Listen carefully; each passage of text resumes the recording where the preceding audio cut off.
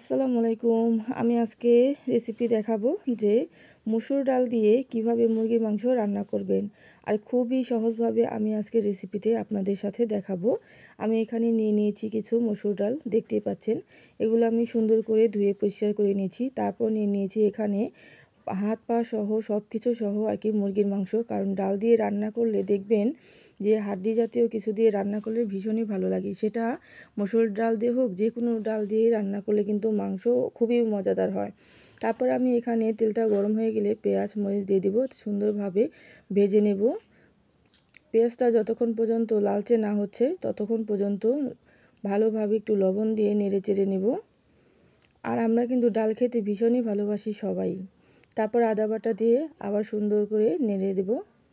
যখনই লালচে হয়ে যাবে, আর লবণটা দেওয়ার কারণ হলো কি জানেন, লবণ দিলে পেঁয়াজটা তাড়াতাড়ি মজে যায় আর কি, তাড়াতাড়ি দেখবেন লালচে বাদামি হয়ে যায়। এই জন্য পেঁয়াজটা অবশ্যই দেবেন, লবণটার সাথে লবণ দেবেন আর কি। তারপর দিয়ে দিলাম হলুদের গুঁড়ো, হলুদ মরিচ একসাথে মিক্স করা, সব কিছু একসাথে দিয়ে দিলাম 2 চামচ। আর হলুদের পরিমাণটা আপনি যদি কম দিতে চান কমও দিতে পারেন আপনার ইচ্ছা অনুযায়ী। আর যদি দেখবেন মাছ মাংসের ডালে যাই হোক না কেন, কালারটা যদি সুন্দর না হয় তাহলে কিন্তু দেখতেও কেমন লাগে। মশলাটা সুন্দর করে কষিয়ে নেব। আর মশলাটা ভালোভাবে যদি না কষায় তাহলে দেখবেন হলুদের যে একটা আবসা গ্রান আছে ওই গ্রানটা থেকে যাবে, ফলে অন্যরকম লাগবে। সেই জন্য মশলাটা অবশ্যই আর কি মাস্ট যে কষাতে হবে। তারপরে মাংস দিয়ে দিলাম, মাংস দিয়ে ভালোভাবে কষিয়ে নেব। কিছুক্ষণ নেড়ে চেড়ে কষিয়ে নেব। আমি কিন্তু একেবারে পানি দেব না, কারণ পানিটা একদমই পরে দেব।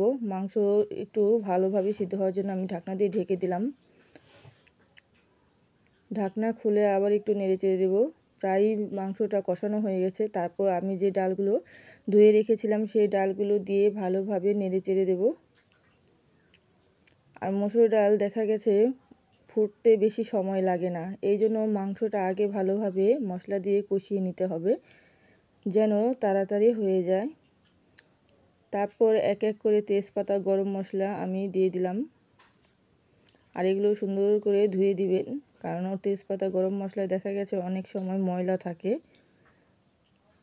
ডালটা প্রায় কষানো হয়ে গেছে, এখন আমি পানি দিয়ে দিব। ডালের পানিটা পরিমাণ মতো দিয়ে দিব। আর আমি তো একদম পাতলা করব না, মিডিয়াম করব, সেই জন্য বেশি পরিমাণে একদম পানি দেব না, কারণ ডাল ফুটতে বেশি সময় লাগে না, অল্প বলক আসলেই ডালটা ফুটে যায়। তারপর দেখতেই পাচ্ছেন ঢাকনা খুলে দেখি ডালটা প্রায় ফোটা ভাব হয়ে গেছে, আগে অর্ধেক ফুটে গেছে ডালটা। দেখুন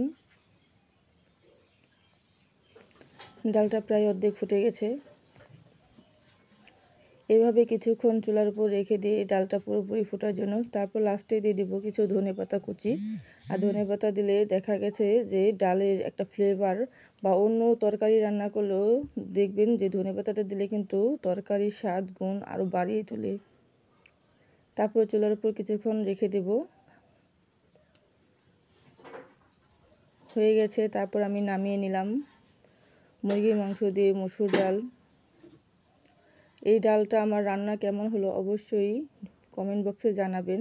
আর খুবই সহজভাবে আপনি এভাবে বাড়িতে রান্না করতে পারেন, খেতে ভীষণই মজা। দেখতেই পাচ্ছেন অনেক লোভনীয় দেখাচ্ছে। তো যে যেখান থেকে আমার ভিডিওটি দেখলেন সবাইকে অসংখ্য ধন্যবাদ জানাই। এভাবেই আমার পাশে থাকবেন।